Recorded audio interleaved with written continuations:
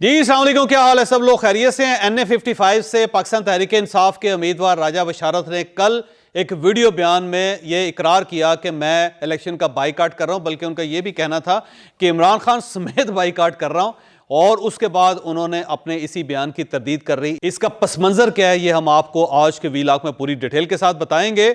और एक स्पेकुलेशन हर तरफ से चल रही है कि कौन सी पार्टी कितनी सीटें हासिल करेगी। हमारे पास भी एक दादोशुमार हैं कि जिसमें हम ये साबित करने की कोशिश करेंगे कि कौन सी पार्टी आज कितनी सीटें हासिल करेगी। और ये जो हमारे पास फिगर्स हैं वो एक इंतहाई अहम आदमी के फिगर हैं जिसका नाम फैसल वाडा है।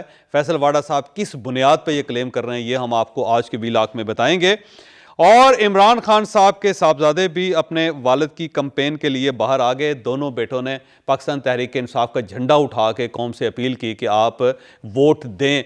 इनको किसने एक्टिव किया और क्या वाकई ये किसी जगह डेंट डाल सकेंगे या नहीं, ये हम आपको आज के वीलॉग में ये भी बताएंगे। और इसके साथ साथ इमरान खान और शेख रशीद ने अपना वोट दे दिया, जबकि बुशरा बीबी और शाह महमूद कुरैशी और चौधरी परवेज लाई साहब का वोट नहीं हो सका। क्यों नहीं हो सका, ये भी हम आपको इसी वीलॉग में बताएंगे। कल इमरान खान साहब के दोनों साहबजादों ने लंदन से एक मैसेज बना के अपलोड किया ट्विटर पे, और उसमें उन्होंने परचम उठाया हुआ था पार्टी का। और साथ ही नीचे उन्होंने कहा कि तमाम पाकिस्तानियों को रिक्वेस्ट करते हैं कि वो पाकिस्तान तहरीक इंसाफ को वोट दें और साथ वोट देने की वीडियो रिकॉर्ड करके उसे अपलोड भी करें ताकि पता चले कि पाकिस्तान के अंदर एक इंकलाब आ चुका है। इसके साथ साथ एक जमाइमा खान साहिबा की एक पुरानी ट्वीट 2018 की भी चल रही है, जिसमें उन्होंने कहा था कि मेरे बच्चे हैं ये नॉन पॉलिटिकल हैं, इनका किसी पॉलिटिकल पार्टी के साथ या किसी दूसरे मुल्क के इलेक्शंस के साथ कोई ताल्लुक नहीं है। तो दोनों ट्वीट साथ साथ चल रही हैं कि 2018 में ये मौक़िफ़ होता था, लेकिन 2024 में मौक़िफ़ का ये फ़र्क आ गया। यहाँ पे एक सवाल ये भी पैदा होता है कि इन दोनों साहबजादों को किसने एक्टिव किया। मेरी इतलात के मुताबिक ये दोनों खुद एक्टिव हुए हैं, क्योंकि अपने वालिद को बहुत ज़्यादा मिस कर रहे हैं।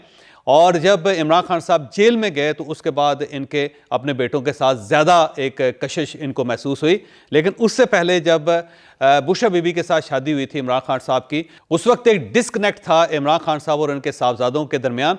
और उसकी मेन वजह यही थी कि बुशरा बीबी नहीं चाहती थी कि इमरान खान अपने साहबजादों के साथ ज़्यादा ताल्लुक़ इस्तवार करें। बल्कि आपको शायद ये जान के हैरत होगी कि 3.5 सालों में इमरान खान साहब बरतानिया को कोई दौरा नहीं कर सके। और जो उस वक्त मुझे जनाब बाजवा साहब ने बताया था, उनका ये कहना था कि जब भी हम कोशिश करते थे कि इमरान खान साहब बरतानिया जाएँ तो बुशरा बीबी की तरफ से मंजूरी नहीं होती थी, और उसकी वजह से इमरान खान साहब ऐन वक्त पे डिक्लाइन कर देते थे। बल्कि एक बार जब अमेरिकन प्रेसिडेंट भी वहाँ आ रहे थे तो बड़ी मुश्किल से अरेंजमेंट की गई थी, क्योंकि पाकिस्तान का ख्याल ये था कि वहाँ अगर हमारा प्राइम मिनिस्टर होगा तो माशी तौर पर हमें बहुत फ़ायदा हो सकता है। और उसके लिए बाकायदा एक अनाउंसमेंट की गई पाकिस्तान की तरफ से इमरान खान साहब की मर्ज़ी के मुताबिक।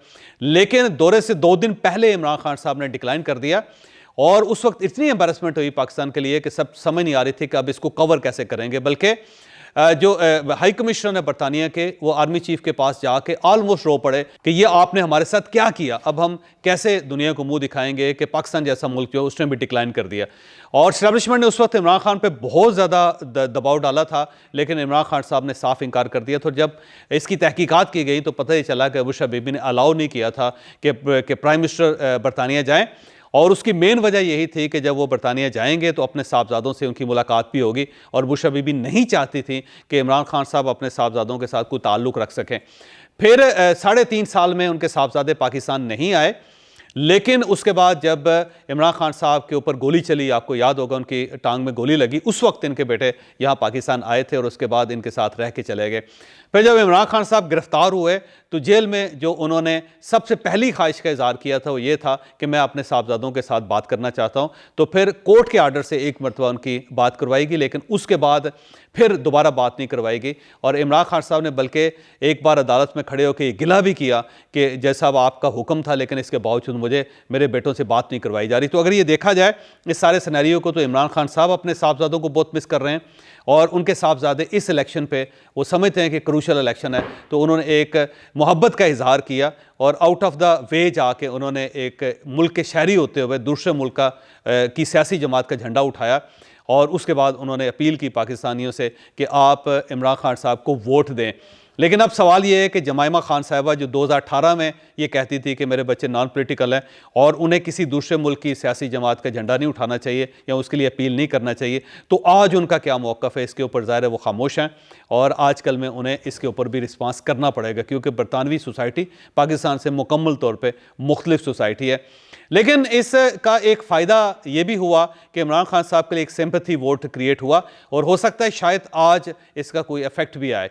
लेकिन साथ ही मुखालफिन ने इस ट्वीट को उठाया और उन्होंने कहना शुरू कर दिया कि देख लें जी, बहरहाल जो अपना खून है वो बोलता है और ये एक यहूदी ख़ानदान के अंदर पलने वाले बच्चे हैं, लेकिन जब उन्हें यह महसूस हुआ कि उनके वालिद को इक़्तिदार में आना चाहिए तो उन्होंने वहाँ से सपोर्ट कर दिया। तो एक दोनों साइडों से इसका एक तासुर मिला है सोशल मीडिया के ऊपर।